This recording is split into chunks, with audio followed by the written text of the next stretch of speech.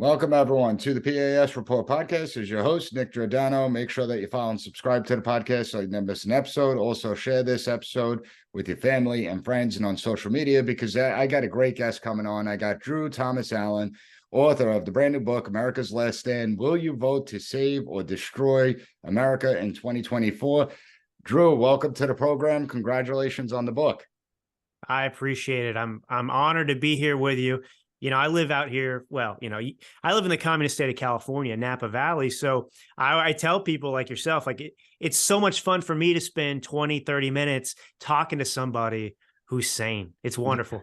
It's difficult, but I have to ask you because really astonishing, right? So California has been dealing with a homeless issue for over a decade, right? Once they started offering like $400 a month in cash and whatnot.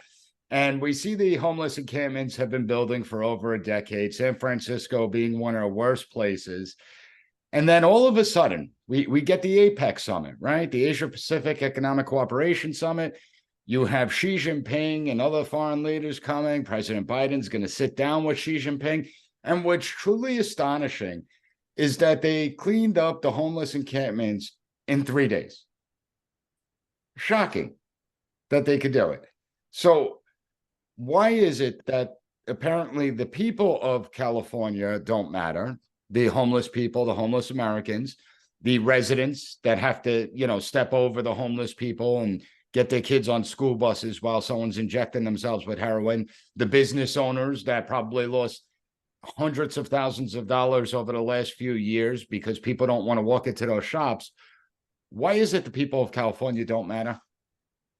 Well, it's the worst of elitism, and it's also the worst of just Democrat Party ideology. They can do it, like you said, but we're told we can't do anything with this. There's no way to solve this problem. And if you do try to do what they just did, they will accuse you of the worst things, of being a horrible person. You violated the sound principles of humanitarianism and basic dignity and so on and so forth. And so who knew that Xi Jinping could do more for the residents of San Francisco than any U.S. politician, including the governor of the state. But to tell you something else, these politicians, particularly in the Democrat Party, but again, it's an elitism, they care nothing about doing their job. They care nothing about protecting the people they claim to be serving. But when it comes to their totalitarian friends who are like-minded, that they want to impress, Xi Jinping, they will move mountains, clean out the city. They don't even tell you what they did with the homeless people. They could have killed them all for all I know. Well, not only that, they also erected a huge fence, this heavy-duty fence to prevent the homeless encampments from coming back. So apparently walls and barriers actually work, even though they've been telling us for the last 8 years that walls don't work. Well, apparently they do. And you just have to ask yourself, is there anything these hypocrites and these politicians, is there anything they can finally do that will at last convince the voter base in California that the Democrat Party is the problem, to stop voting for these people? Because I tell you what, you have an election tomorrow, despite all this, despite the COVID lockdowns, despite all of it, and they'll vote for Gavin Newsom in a second. I could run for office right now. Let's say I was well-known, established. I mean, look what happened to Larry Elder, something like that. And they won't vote for him. I mean, Los Angeles, you had Karen Bass. But Larry Elder is the blackface of white supremacy. You can't have right. a black person, a black white supremacist running for office. That's right. You could not surpass that. You're right. His background as the face of the black face of white supremacy was too much for him. It was insurmountable. Born and raised in South Central, it really is amazing. But it shows you the frauds they are. I mean, your governor had his Marie Antoinette moment. He was asked about the homeless encampments and how they could get rid of it so quick. And he actually stated, and he stated this publicly, well, when folks ask that question, because foreign leaders are coming, you're clearing out the homeless encampments, it's true because it's true. When you have guests to your home, you have to clean up your home. And it reveals what he thinks about his own population, that they're just trash. We just move them out of the way when we have foreign dignitaries coming. And I think he's spot on with this elitist mindset. But you're also spot on with the mindset of the people who allowed this to happen. Like, who's really to blame? Is it Gavin Newsom, who's actually telling you how he really feels? or is it the people that still support him? Yeah, and we do bear the blame collectively, if you will, as voters. And this is really the more serious problem in the country. It's not that we have two-bit dictators that are amongst us running for office. That's inevitable. Just because we have a constitution, just because we have our own unique history, it doesn't mean, just as Lincoln said before the Civil War, these Napoleons and Caesars are not precluded from springing up amongst us, right? The Constitution doesn't, it's not a vaccination against tyranny in the heart of man. But the issue is our Constitution, which people aren't taught intentionally in these public schools that are coincidentally run by, the Democrat Party. Our Constitution explains very specifically and uniquely that we, the people, are the master, and those in government are our servants. Our servants. And yet, of course, the elites and the Democrats and rhinos, whatever you want to call it, they obviously believe that they're our master and we are their servants. And we're not upset when they reverse the roles. Look what Barack Obama said at the kind of tail end of COVID. This was an opportunity, he said, to, change the body politic, if you will. So they come out and say it. These are opportunities to reorient the body politic, right? Reorient. What is he talking about? Transform, reimagine. That's right. Shred the Constitution. And you guys are just like the sad saps that were ruled by King George III and King George II and so on and so forth. And we just take it. I was reminding my students this morning that we have the oldest codified constitution, yet we're one of the youngest countries of the world. And the reason that our constitution has lasted is because it doesn't dictate to us what we could do. It limits the power of government.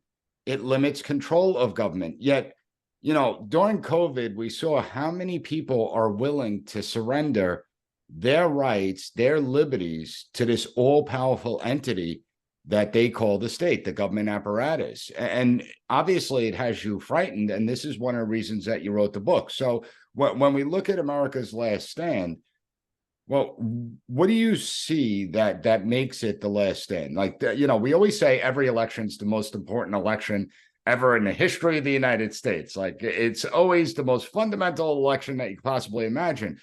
But why does this one feel like we may be at that moment? Well, the attack on our republic that's represented by the political persecution and prosecution of Donald Trump, who has committed no crimes, is unprecedented in our history. So that's the first thing that distinguishes this moment in history. No president prior to Trump had ever been indicted for any crime committed. That includes Bill Clinton, who perjured himself, who actually committed crimes. And you can go back, he wasn't a president, but even General Robert E. Lee, who was by definition a traitor. As a matter of fact, he led the Confederate Army. So he meets the definition. So, he was actually found guilty. A grand jury indicted him, but then they decided not to prosecute him for the betterment of the country at the time, for healing. So my point is, they didn't even prosecute and go after Robert E. Lee, or actually anybody from the Confederacy for that matter. They ended up letting the sins, be absolved more or less. And you have Donald Trump, who has done things at most that Democrats have done themselves, and the other things are just made up, and they want to put him in prison. And of course, it's election interference as well. I argue in this book that 2024 is the third major test we've faced as a country.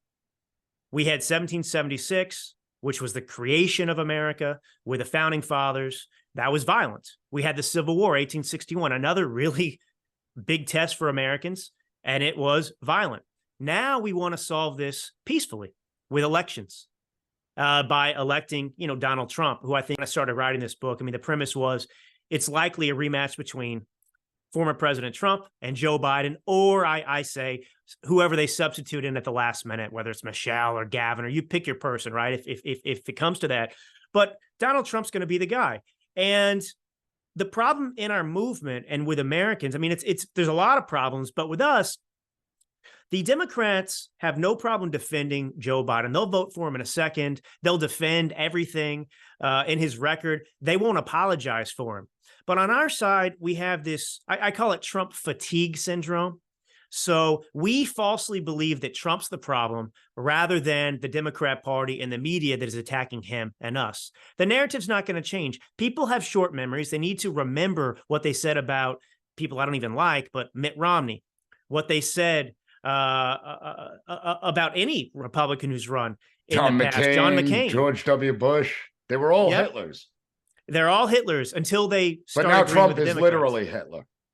Literally Hitler. And remember, Professor, they've been calling Donald Trump, as I point out in the book, a threat to democracy. A threat to democracy since 2016, before he even was elected.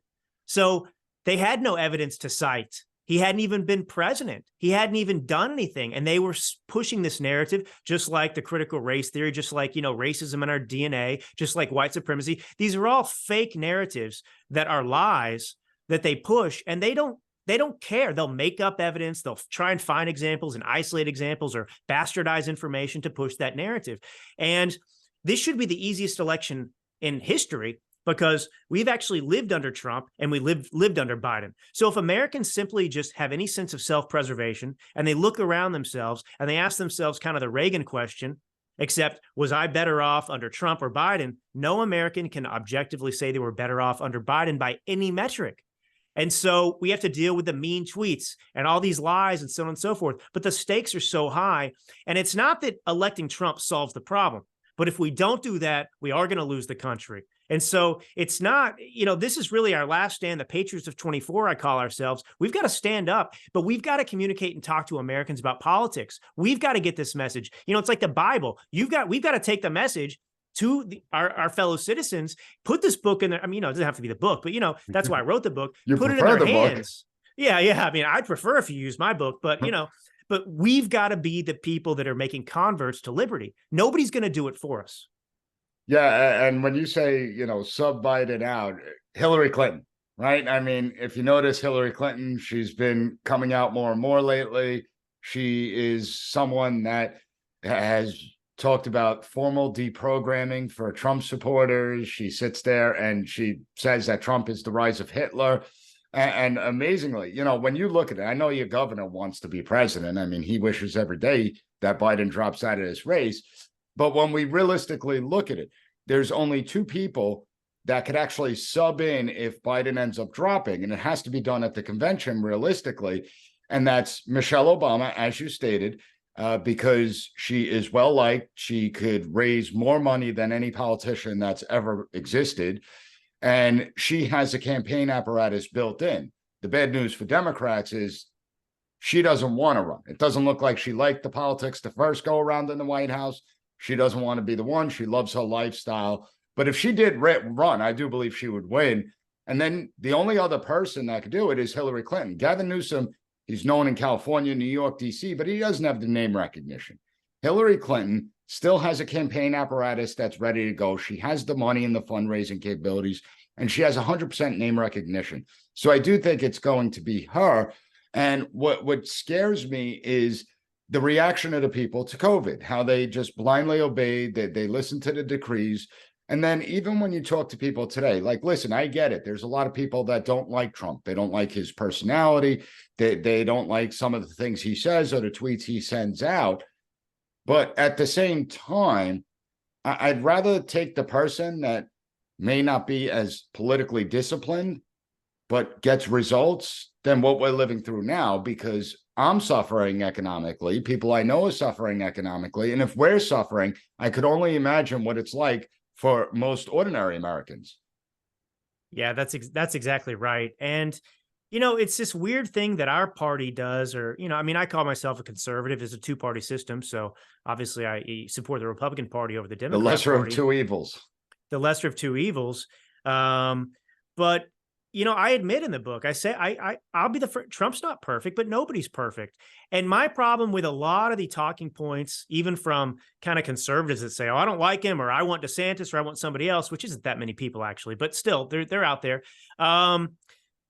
Is that they're repeating and parroting a lot of talking points that aren't true. And if you actually look at what Trump has done or what he said. I mean, it pales in comparison to anything the Democrats have done. And a lot of it is accepting the premise of the left and what the media tells you. And I don't know why it's so hard. Well, I do, but I'll just say it as a matter of speech, figure of speech. I don't understand why it's so hard for people on our side to be proud of Trump and the things he's accomplished and done. I don't know why it's so hard for us to push back when people confront us and we get all apologetic. It's like built into the DNA of the Republican Party at this point that we're just weak. We won't change the narrative. You've got a speaker right now, Mike Johnson, who to me, I was holding out, but I'll say it on your program now, doesn't seem to be much different or better than McCarthy. He's accepting already the left's narrative about the government shutdown. And this is what Republicans do every single time. And here's why, again, here's something that makes Trump great. I remember this 2018, we were facing a government shutdown and Donald Trump tweeted out, he came out and said, I would be willing to shut down the government to secure the border. And what did Mitch McConnell and all the Republicans do immediately? No, we're not shutting down the government. The government never going to shut down. We can't shut down the government, Mr. President. No, so you have Trump who's got some cojones, and then you've got Republicans who default into the defensive posturing. Speaker John, the Republicans don't understand that if they actually did what you and I talk about and what others have talked about for a long time, they would actually win. And that is why it's so hard for Mike Johnson not to come out and say, you know what? The government shut you down during COVID and they didn't shed a tear. They can shut you down all day long and it doesn't matter, but we can't shut down the government. And of course they lie about what we're actually shutting down. It's discretionary spending. So, Social Security checks are still being cut and so on and so forth. But why can't he take a posture and say, you know what? Because if you put your finger in the air right now, it's people tired, even on the Democrat side, independents of the uniparty. So the Republican Party has an opportunity strategically to become the party that it was born to be, the party that represents Americanism before there were two parties, back in the George Washington, the good old days when there was zero political parties. And we could say, hey, you know what? The government, as long as it's operating, it's actually the enemy of the American people. That goes for rhinos. That goes for Democrats. Actually, you're safer with us shut down because we can't do any more damage to you. And I tell you what, I am going to shut down this government, and I'm going to happily do it until this government starts doing things that are in the interest of the American people. And then, only then, will we open up the government. Because until then, you're losing with us operating. Yeah, and people tend to forget that when the government shuts down, taxes are still coming out of your paycheck. The coffers are still open. It's just that you have to live within the balanced budget. You have to live within your means. But the whole political situation, when you look at both Republicans and Democrats, the Republicans are weak and feckless, but they don't even talk about conservative principles really anymore. I mean, if we think back to McCarthy's plan that he issued in September of 2022. I forget what it's even called because that's how plain it was. It didn't say anything. If you look at it now, I'm seeing people in places like Chicago, in places like New York City that are outraged over the whole illegal immigrant thing and how they're getting put up in hotels, $500 a night hotels. The residents are outraged. The residents have been voting Democrat in these areas for the last 100 years. In Chicago's case, New York, it's about 50 years. They've been voting Democrat. These people are going to the town hall meetings. They're screaming, they're yelling, they're holding press conferences. And you know what I don't see? I don't see a Republican representative from the Republican Party standing right next to them saying, we hear you, we understand you, we know you're suspicious of us, but give us a chance and we'll do better. You never see that. And so how, as a country, can we get the Republicans to actually start listening to their constituents that put them in power? Yeah, well, we need a ground operation like Democrats have. I'll speak from kind of something that I know works because I come from a church background, growing up in church and everything else. If you want to go out and make converts to Christianity or something like that, you don't go out in the street and scream and hold the sign. Those people don't get anybody or win anybody over. But with your church community, you go out and serve the community.